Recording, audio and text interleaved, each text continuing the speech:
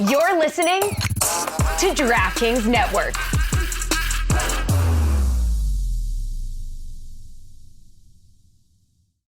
Hey friends, you know we love our jobs, but there's still nothing better than a great weekend. And no one does weekends like Royal Caribbean. The world's biggest weekend has arrived thanks to Royal Caribbean's Utopia of the Seas, sailing from the Orlando area to the Bahamas in 2024. No matter what kind of weekend you're looking for, you can have it on Utopia of the Seas. On board, you can enjoy some R&R with their amazing pool deck that features 5 different pools. You can also relax poolside with a cocktail or head to the boardwalk and catch a game at Playmaker Sports Bar and Arcade. If you're looking for a more thrilling weekend, you can check out Flowrider, a surf simulator on board. Catch one of their jaw-dropping shows, or you can test your luck at Casino Royale.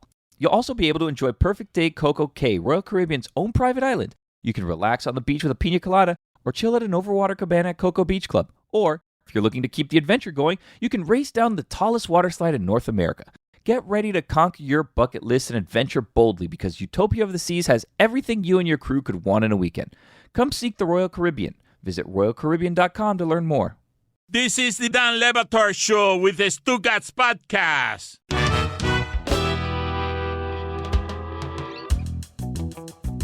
Football.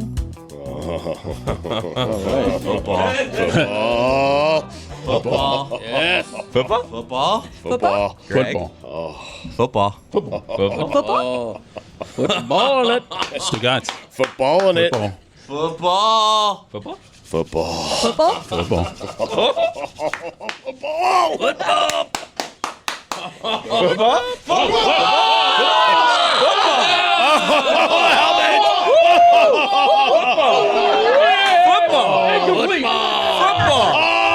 Spike.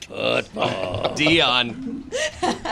Football. He's been wanting to get on camera for so long, and they throw him a pass and he drops it. Unbelievable. There are a number of things that I wish to discuss. Obviously, it's Deion Day. Deion stole the weekend. Deion gets football until Thursday night. He gets all of the football talk. He owns football? Yes. Lucy told you that Duke was good and Clemson wasn't. Mike Ryan told you that FSU was good and that LSU wasn't. But Deion wins the weekend. We'll get to that in a second. But I heard Billy, and I can't believe that he's saying this, because Homer, Greg Cote, is in peak form today. He just said Phillips is going to lead the league in sacks. Correct. He just said it. In fairness to Greg, he said he could lead the league in sacks. Yeah. Right. Yeah, he will. Could, yes. He will. I've upgraded my take. Okay, good. Yeah, he will lead the league in sacks. Matter of fact, I'll go one further. Got a shot at 20. The elusive 20 sacks. Okay. Yeah. Yep, big shot. All right. Okay, so Greg Cote is in full Homer mode, but Billy dared to whisper something that I haven't heard anybody whisper in town. And it's surprising, given, the century of football that Dolphins have given us. But Billy asked the question I haven't heard anyone ask, which is, are the Dolphins good? I mean, I didn't ask it just like that. There seems to be no consensus on what this team is, right? I believe the consensus is their expectations for the team. No, there's not even consensus on that, because Peter King has them missing the playoffs, and then other people have them winning the AFC. So, they're all over the place, this team, and what people think they will do and what they will be. I think the consensus is if Tua stays healthy, they'll be a good football team, right? If he stays healthy. It's a big if, but if he stays healthy, they'll be good, right? I have enjoyed an offseason of Greg Cote calling Fangio God, and then Bills fans sending us Josh Allen's numbers against Fangio, as they should, because it's absurd to believe that Fangio's got some secret that's going to stop Mahomes from hosting another AFC championship game. But there are, more than I can remember, at any time in the 2000s, expectations for this football team. The problem is, this time of year, the Lions also think they're going to the Super Bowl. Yep. There are so many teams that think and are behaving like they're a piece away. The Dolphins are one of them, even though they wouldn't have been by consensus the group of 5 that we think of as a piece away. The Dolphins have spent the entire offseason behaving as if they think they're going to win the championship this year. Usually that means you've got to win your division. The Jets also think everything that the Dolphins think about their season. And the Bills have greater expectations than both of them. That's why football's awesome, Dan. Yeah. Something's got to give. I think I know what we need to do. We need to go around and find the frauds. Who are the cities and teams doing the show right now, excited about their team, that have no shot? Ooh. I would not put the Dolphins in that category. Whether they actually do it or not, we'll see. The Browns, I think the Browns fans are excited about. They feel like they have a shot. Well, the idea that Deshaun Watson will, that was a rushed year of some sort. Do the Steelers actually think they have a shot? Yes. No. They do. That's That's for me. That's my team that shouldn't be doing that show today. We should be doing the show about we're excited. Whether we do it or not, we'll see. But we should be excited. But hold on a second. They're saying the same thing about you, which is the problem. No, they're not. Yeah, if they are. If the Steelers fans are looking at the Dolphins think that we're the Steelers, hey, we're not. We have way more talent than you guys. Put it on the poll. Are Steelers fans looking at the Dolphins and saying we're the same as you? The thing about being the fraud is a lot of people don't know when they're a fraud. You know what I mean? Well, I don't think you could call the Steelers a fraud when they've never had a losing season under Tomlin. Like, if they've never once had a losing season, that puts them in the conversation. I love Chris lashing out at Steeler fans having no idea what's going on Pittsburgh sports radio right now. Like, you have no idea. You don't know if they're saying that we're frauds. No, you don't badmouth my team. You do. Well, I know the Steelers are thinking they have a shot at winning the Super Bowl because they're the Steelers. Stugotz, you can go to just about any market, and this time of year, before the injuries have mounted, before you've started 1-3 and have to go to the Niners, this time of year, I'm going to guess 26 of the teams, everybody but Arizona, is saying we're going to be in some sort of contention for the playoffs. There's no way Atlanta's doing that show today. They're not. No, they can't be doing okay, that but show. all but 4 or 5. Okay. A hopeful fan base can talk itself into anything. You just said the Jets are going 15-2. What's wrong with being hopeful? Yeah. Right now, there's nothing to be sad about. No one has lost yet. Why don't you live it up and enjoy it before it's gone? The Raiders can't be hopeful. It's going to be a down year. Well, they have Brady just waiting in the lurch. Waiting. When they start 1-3. Exactly right. Yep. God. Let's go for a second to sound here that I wanted to get to, Stugotz. Travis Kelce, this is an amazing thing to think about. Travis Kelce is about 1,500 yards from being third on the all-time tight end receiving list. The impressive part about that is that it took Antonio Gates, who was pretty good, 236 games to do it. Kelce has played 144. Man. And he is going somehow to be a better tight end than Gronk, who I thought was the best tight end ever, if Kelce can stay healthy, and he always seems to stay healthy. But he's the second most interesting guy on his own podcast because his brother is the center for the Eagles, and they've got a very popular podcast, and Jason Kelce is a little bit funnier than Travis is, and Travis is plenty funny and plenty loose. But Travis Kelce... Jason Kelce, they have this story about scrimmaging last year against the Eagles. And the Dolphins. Against the Dolphins, excuse me. Thank you, Chris. And Christian Wilkins evidently lit up Jason Kelce so well that a guy who always has something to say had no comeback to this. Something about a good insult where it's like you can't even get mad at it. It's just great. You got to tell the one, man. Which one? I got a bunch. You got to tell the Miami joint practice one. Dude, Wilkins was talking trash just in the practice. So he was talking trash, and then I started yapping at him, which pretty big party foul by me because I wasn't able to practice. You were practicing, yeah. So I'm over here yelling, and all of a sudden, out of nowhere, Jalen Phillips says, "Shut up, eyebrows. You ain't even practicing." And I was like, dude. Just called me eyebrows? I can't even come back from that. That boy got some thick ass eyebrows, man. Like the dad from American Pie. I mean, it's, there ain't too many dudes got eyebrows like this. Do you know how thick your eyebrows have to be for someone to say that to you when you're wearing a helmet? Now, maybe he wasn't because he was on the sidelines and he wasn't practicing. So, but eyebrows. But I do believe you can see those particular eyebrows even through a helmet. They house a family of German tourists. They're very thick. Wow, German tourists, yes. Not just tourists. Right. Okay. The birds in there. Dennis Schroeder. Huh. German terrorists. Are the Dolphins good, Greg Cote? He has pronounced them Yes. Super Bowl champions. He says, no, you know what? Let's get this all out here. Because last year you happened to be right on this front. You said Tyreek Hill and Waddle would have enormous seasons, and they did. Yep. And so enormous that evidently the Colts asked for Waddle in exchange for Jonathan Taylor, and Chris Greer, who never says anything like this, just said, yeah, Waddle's not available. Just nobody can have Waddle. You can't have Waddle. He's I don't care who you are, what you have. I don't care. Waddle is ours. But there was, Billy, you were right. There was a mystery team. There's always a mystery team, Did you Dan. see who the mystery team was? Yeah, the Packers, right? Yeah. What are they doing? They think they have a chance, just like the Dolphins and everyone else. A piece They're away. not a piece away. They were a piece away with Aaron Rodgers. Bad division, Billy. They lost It that is a bad piece. division. No, but they've got a great offensive line. Okay, good commentary from the 4th-ranked International Football Insider as he prepares you for God bless Sometimes you football. need to just dismiss some of these things. You know what I mean? Like, okay, win your division, and then what? Okay. Get bounced in the first game of the playoffs, but get out of here. To answer your question, yes, the Dolphins are a very good, bordering on great team. I have them ranked number 4 in the NFL. You mentioned that last week. The thing I wanted to ask you, it's worth repeating, Dan, is yes, you've got them 4th in the league. Yeah, go check out my NFL rankings, which I put out every year. These are great. I have the exact order 1 through 32. It's a beautiful array of teams. Who's 26? You know, I'd have to look it up. Yeah, I'm not sure. Which I encourage listeners to do. Go look that up. Just Google Greg Cote NFL team rankings. It comes right up. They deliver it right to your. I want all your homerific picks. You say Phillips will lead the league in sacks and get to 20? Maybe. You keep making it a maybe. I don't understand what you're doing. Well, he said he might get to 20. You didn't say it definitively. But you keep. I don't understand why you keep trying to help him out. No, Dan. You're not trying to do anything other than undercut.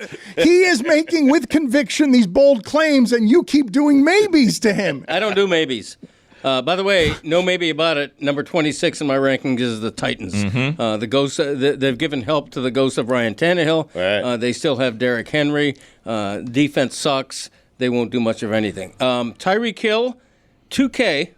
Okay, Tyreek Hill will get his 2,000 yards. You're the worst. And break the NFL record. You're just Hulk Hogan right now. Jalen Waddle will receive for more than 1,500 yards. Wow. Tua will allay all doubts by playing in 16 of 17 games. He will miss one game. Which game? You know what? I don't want to say. Okay, It could thanks. influence betting trends. Fair.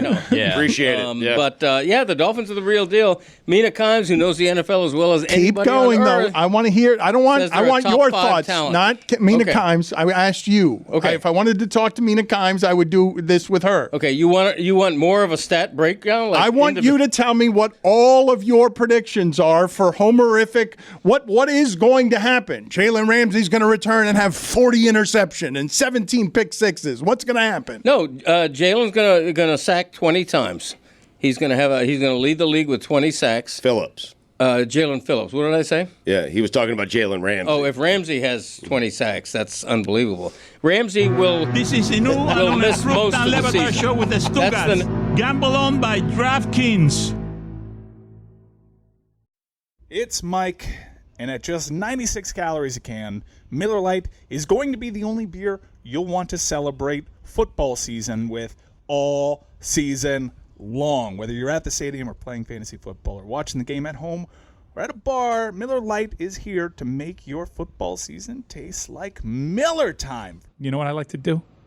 I like to time out the kickoff with the opening of the white can. You get that sound, it's perfect. It's like a chorus from heaven. It is the only light beer with a taste worthy of our national obsession. Because what's the point of having a beer if it doesn't taste like, well, beer? You get the taste you crave without the calories. Make it Miller time all season long. Get Miller Lite delivered right to your door. Visit MillerLite.com/Dan, or you can find it pretty much anywhere that sells beer. Celebrate responsibly. Miller Brewing Company, Milwaukee, Wisconsin. 96 calories and 3.2 carbs per 12 ounces. Don Le Batard. That's how it's going to end. The mailing it in end of the retirement, Chris, go get me this, is just going to be him coming out and hitting the 1 or 2 notes of that kind of thing, and you know it, and then just giving us finger guns and leaving. Baby. You should listen to the Greg Cote Show podcast because that's all we do for 55 minutes a week is just say catchphrases. We even make songs about them. And you know it is a song. For crying out loud. That's great. Hopefully that's a Suey nominee for Best Song. And you know it, baby, and you know it. Stugotz. And you know it, baby, and you know it. Yeah, is it. And you know it, baby, and you know it. Yeah, is it. And you know it, baby, and you know it. This is the Don Le Batard Show with the Stugotz.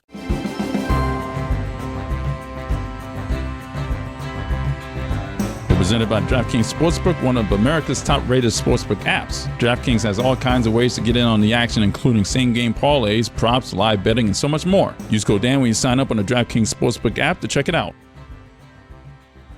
I sent Stugotz a picture this weekend of 6 old-timey sports radio hosts in this market at WQAM. Hank Goldberg and Mark Eisenberg, and it was 6 Eddie Kaplan. Yeah. And Stugotz's response to me was a surprising one: put them all out of business. We did. But I saw this weekend that there was one we did not put out of business, and it made me smile. It really did. To see Joe Rose answer the door in an Air Around the Clock commercial. I saw it. Wearing a shirt that said on the front, Joe Rose. That's my man. I like it. Big dog. It made me genuinely thrilled to see that him and Air Around the Clock are still out here, because this has gotten to be a tough business. There are not the business. Not for Joe Rose. Not for Joe Rose, man. He's a plow horse till the end. 300 tight end receiving yards for Marino. No one has made more out of being a remora fish around a great white shark than Joe Rose. Wearing a shirt that said, again, in giant block wham letters, Joe Rose. Of course. We didn't put Joe Rose out of business because we hired Joe Rose to do mornings for us. Because you can't put Joe Rose out of business. He's got too many relationships in this market, and no matter how good Stugotz thinks he is at putting people out of business, Joe Rose and Kim Bocamper will not be put out of business. So long as headquarter Toyota keeps coming in with the money. That is correct. Yep, and Dry Concepts. They've got the relationship Stugotz thinks he has in this market that Stugotz does not have. Why? Because no one has them. These come from the Dolphins' past. They made friends with car dealers and air conditioning people, and they will ride that to the grave. Radio can die. South Florida can sink. And Joe Rose will still be telling you about Lenny, Spiffy, Eddy, and the rest.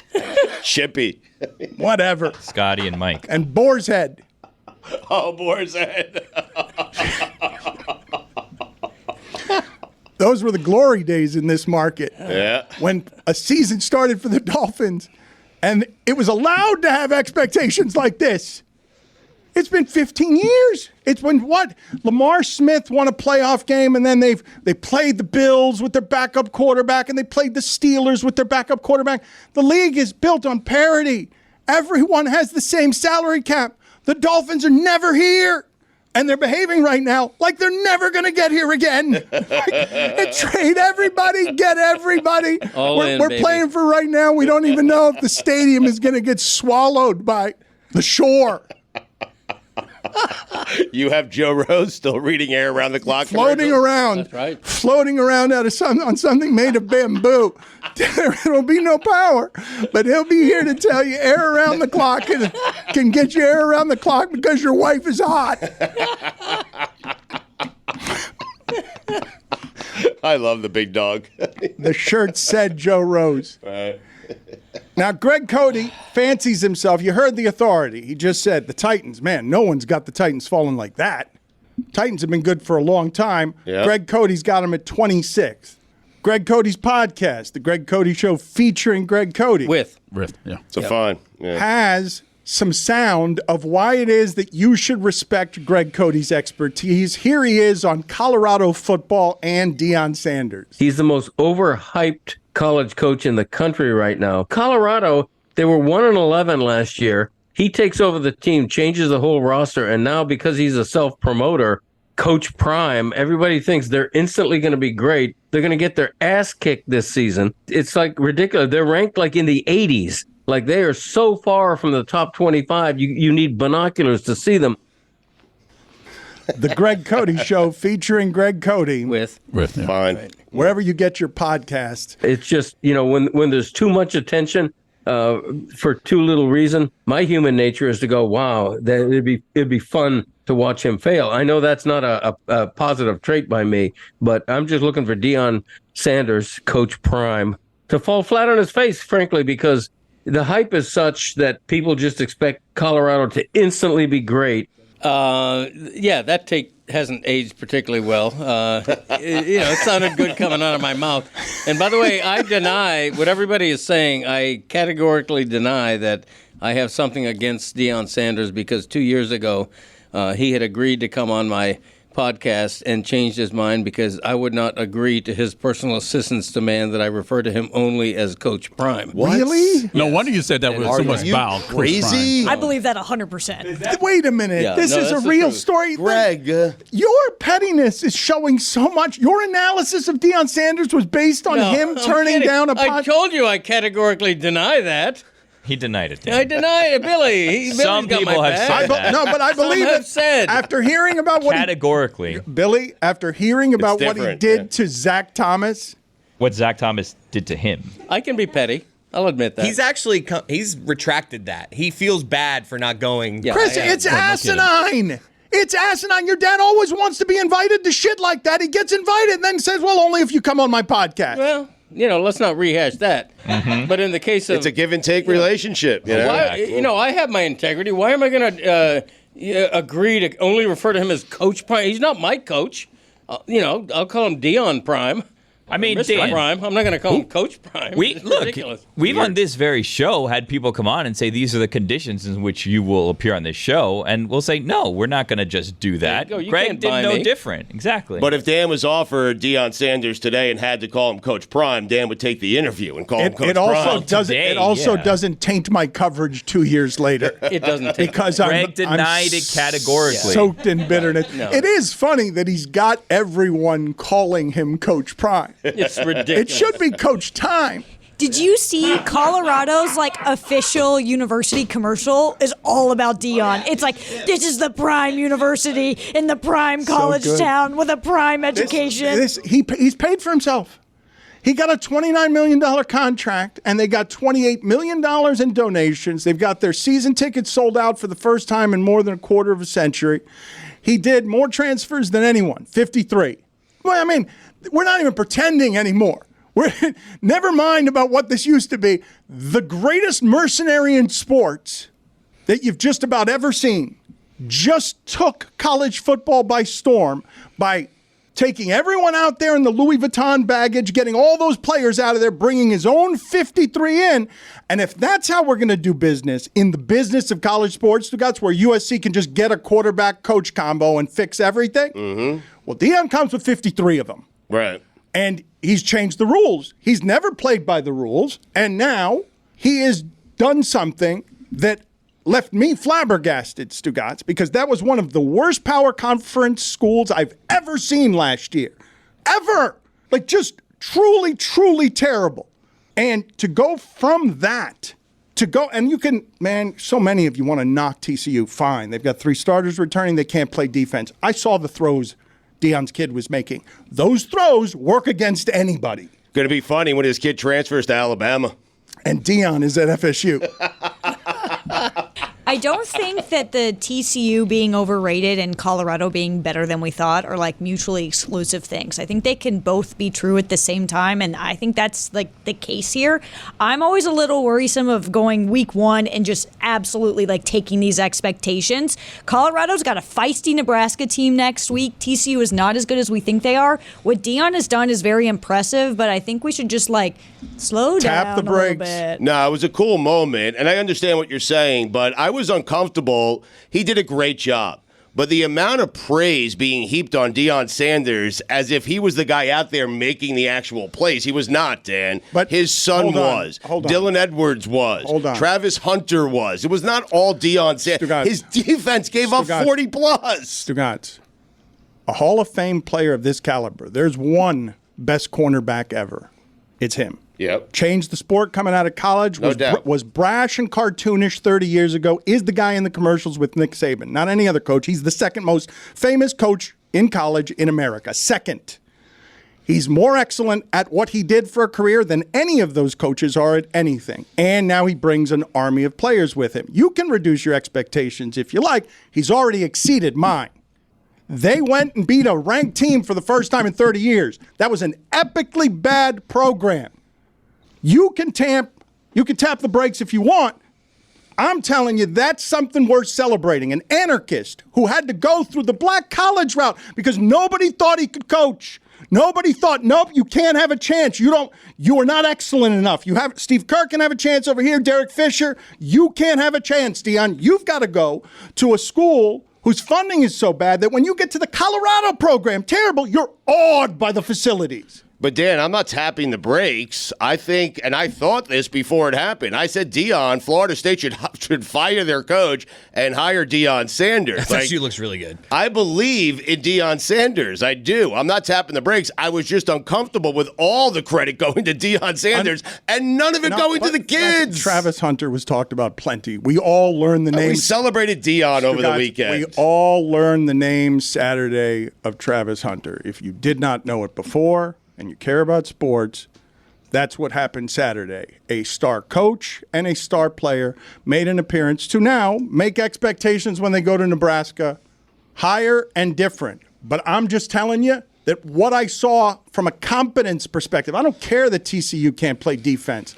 I'm telling you that that quarterback hitting those receivers, he was throwing a ball that will make them competitive in all their games, and I did not think they would be. The betting line didn't think they would be. It was 3 touchdowns. That's the first time they've beaten a ranked team on the road in 30 years as a program.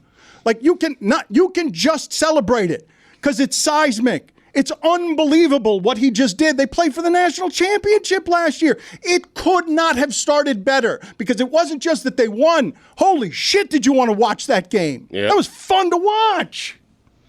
I'm sorry if I seem distracted. Greeny just picked the Steelers to win the AFC North. And that is just, what is he smoking? That's a bad conference. Division, yeah. It's a great conference. And actually, it isn't a bad division. It's an average division. Why'd you say that? I mean, come on, man. Greg, make up your mind, man. Greg, No, it's an average division. Things are fluid. Yeah. I want to replay that last 10 seconds. Fluid situation. It's an average division. It's not a bad division. This is a new and unimproved Dan Le Batard show with the Stugotz. Gamble on by DraftKings. Stugotz here for my friends over at Simply Safe. Well, it's official. Fall is here. If you're like me, you're settling back into busier routines. I'll have a lot of traveling again this year for my daughter's lacrosse games. Northwestern going to go back-to-back. Let's do it. But that's why I recommend Simply Safe Home Security and their revolutionary home monitoring innovation, 24/7 live guard protection. It's designed to help stop crime in real time. Now, if an intruder breaks into your home, Simply Safe professional monitoring agents can actually see, speak to, and deter them through Simply Safe's new Smart Alarm wireless indoor camera, warning them that the police are on their way. How about that? I'll scare the hell out of them. The new Smart Alarm indoor camera is also the only indoor security camera that can trigger the alarm and instantly deter intruders with a built-in siren. I've had it in my home for years now. Swear by it. Love it. For a limited time, get 20% off your new system when you sign up for Fast Protect monitoring. Visit simplysafe.com/DLB. There's no safe like Simply Safe. Don Batard. I miss crank windows. Too many unnecessary conveniences now. Cruise control. Please, I've got cruise control built in. It's called my right foot. It controls how fast the car goes. No button or steering wheel lever needed. Power steering. There's another one. Why do I want to give my power to the car? The power that I once had. The car is a ton of metal. I'm a damn college graduate. Stugotz. Bluetooth, HD radio, satellite. I'll take AM, please, with Wolfman Jack talking through the static, and I'll crank the windows down so everybody can hear. I'm Greg Cote, and that's how it was back in my day. This is the Don Batard Show with the Stugotz.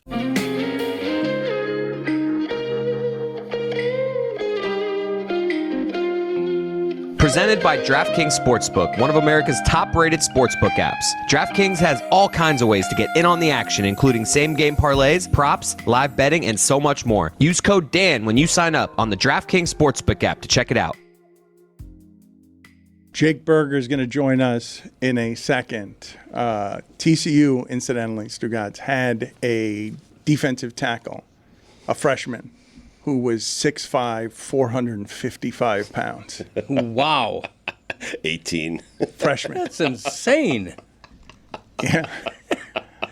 I'm confused by that. Just generally confused by a freshman being able to be that size. And I'm also genuinely interested in this part because you guys during the break were still not wanting to give Deion credit. And I do think it's funny when the story arc is you believe guy's going to suck. He shows you week one, oh, quite the opposite. That's the best start we possibly could have had. Both of you react with, yeah, tap the brakes. Show me in week two. Nah, it's Nebraska. Show me against Alabama. Yeah. And, okay, we'll get there. Just the fact that we're talking about this way about Deion and that he's already paid for himself. Stugotz, the program, think about what just happened. The program couldn't afford that coach, didn't have the money, hired him anyway.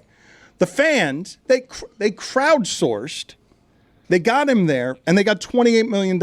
And now they've got season tickets. And now they've got the hottest story in sports all weekend. He's already paid for himself. I understand that. It's a great story. I myself believed in Deion Sanders before Saturday's win.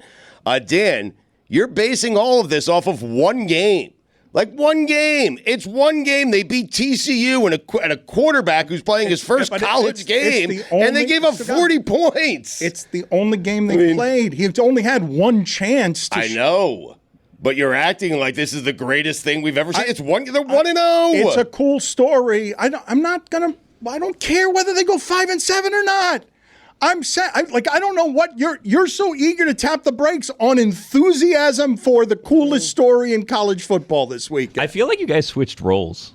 Like, I feel like Dan might be a prisoner of the moment here, and Stugotz is like, let's have perspective. It's true. You're right. But I'm not even talking about, my point isn't that this team is going to be great. My point is simply that what I saw in the first game is they're going to be a hell of a lot better than I or anyone thought they would be. They couldn't be any worse. Agreed. But we thought that this was going to be some sort of joke. Let's play all of the wrong that we have heard around here. I was just looking at the schedule, and I don't know if you want to do wins and losses with us down thing, but I think there's a chance Colorado might win 0 games this year, which would be really, really bad. From what I've heard a couple of people say all hat, no calf, like all dough, no show, but actually all show, no dough. What's the schedule at the beginning, Billy? Who do they have? Ooh, W's and L's. I love this. All right, at TCU. Tough game. L. That's an L. That's an L. That's an L. He's the most overhyped college coach in the country right now. My expectations are that Colorado will not be able, with its schedule, to win a road game of any kind. Well, then that's an L because that's on the road. Of any kind. That's an L. You know what was like? Well, Deion will get there with his Louis Vuitton bags and all his portal guys. A lot of those bags are getting lost at the airport, my friend. They're going to get their ass kicked this season. We're getting a little worried about Colorado football back here. And we're just kind of looking at it saying, like, where do they win? How will the Coach Prime gimmick? I want him to succeed. Let me get out ahead and say that. I want him to succeed, but I also kind of see this may blow up. I'm assuming he's going to get his ass kicked for the first year because maybe you could do it the way Lincoln Riley does. You show up at USC with the same number of portal and transfer players, and immediately USC goes from an average program to a borderline contender program. But Colorado's really bad. Like, they are so far from the top 25, you need binoculars to see them. I don't think it's actually going to be successful if I had to bet on one of the two.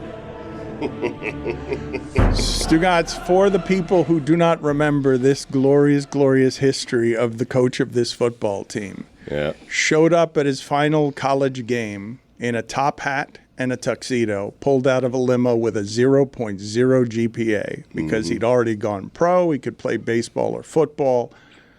And he turned into one of the first loud renegade, I'm not going to change for anyone athletes that we had in the 90s. Played two sports, was great at both of them. I've told you a story. One of my favorite quotes ever was, Muddy Field, Steve Walsh, Dave Wannstedt, playoff game in San Francisco.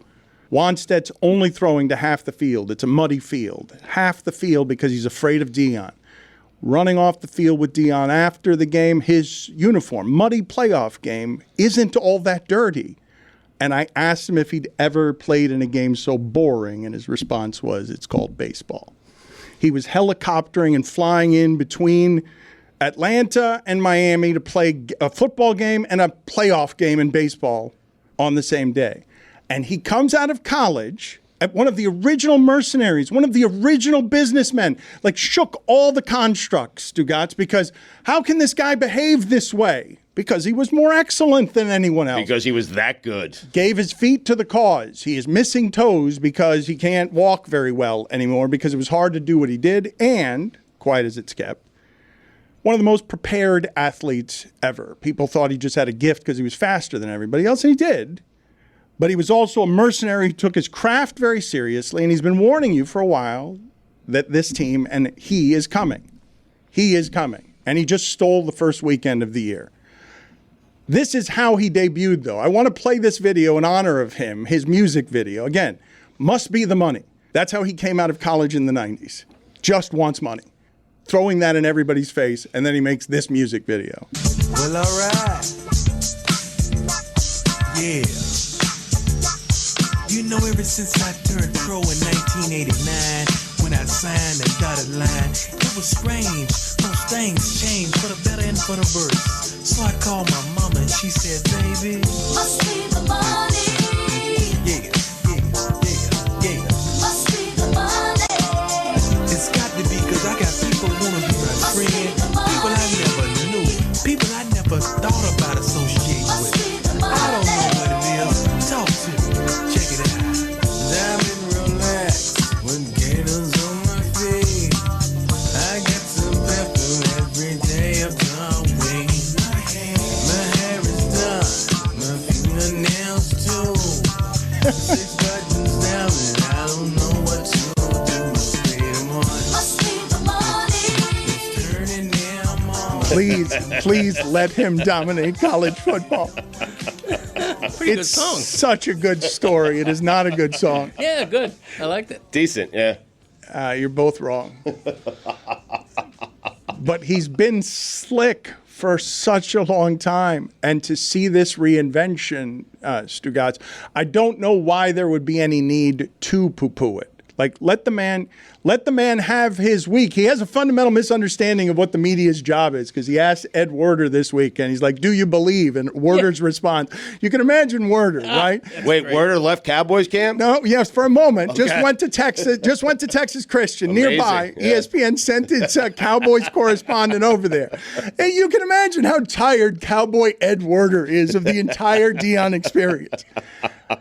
And he's got to trek across the desert to get to where TCU is and sit in the locker room and have Deion yell at him, you don't believe, do you believe? And Werder's response, because he's a grizzled veteran, was, in what? He won't be rattled. It's not even rattled. It's just, at this point, you can go to Ed Werder about anything in life. And you'd be like, this whole industry is beating you down, right? Like, it's hard covering the Cowboys and talking about Dak every day. Like you must be tired. Do you believe? In what? In Disney, in sports coverage, in reporting, in the life of journalists on the sideline. In what? Deion wants people to celebrate with him, and of course this is going to be, instead of just excellence and success, it also will be polarizing, but that's good for business. It's been good for his business forever. See, you said that you can't crap on what Deion is doing, and I agree. He's been what a fantastic first win, all the credit there. But for me, as someone who just loves college football so much, it scares me about the expectations for head coaches going forward. Deion is actually not the only coach that has done this whole transfer thing to this level. Texas State beat Baylor this weekend, and that was a coach that brought in 50 new players as well. That's going to become the standard. It's going to be even tougher for coaches to retain their job because they're going to say, hey, Deion got to Colorado, won immediately, and that kind of freaks me out. Lucy, I could not possibly care less about the people running these programs, feeding off of the injustices for as long as they have. Of course, Bishop Sycamore and a team with an army of soldiers is going to show up for the money because Kirk Ferentz has been too safe in his job for too long. And of course, if I can make my program have no money and be a bad, terrible, terrible power conference team, and overnight I can hire a guy and his expendables, his crew, and win the day the way Colorado did this weekend. Do you know how much value there is? Money value in Colorado nowhere program for a quarter of a century. Stugotz, they have not mattered since they won a co-national title, and everyone on their roster had been arrested. Everyone on their roster was arrested. They won the title, and then football has not mattered there for a really long time. This is not the primest job that Prime could get. No. This is the only one that he could get, one with no money. And he won't be there long. Probably not, because he's underpaid already. He has already paid for himself just by doing the media circuit this week. Just by wandering around doing the interviews on, can you believe what I just did? I changed college football. It doesn't matter if it echoes or not.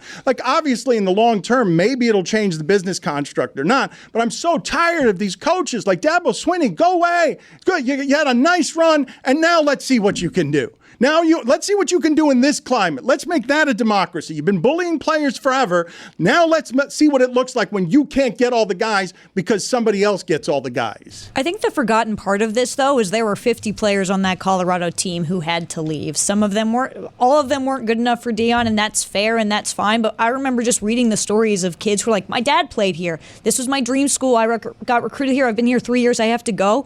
That's going to become the normal. So just think about these kids who have to leave their school, their friends, their lives, Lucy, just because a new coach comes in. What you're saying on both counts, the humanity of coaches and kids, you are so right. And welcome to business arriving at college football. It's what it's going to look like. It's going to take a cruel capitalistic hatchet to everything because they're all fighting for the TV money. And the players are disposable and the coaches are disposable, and it's all made for television content. You're absolutely right. And it's all going to get hatcheted by commerce.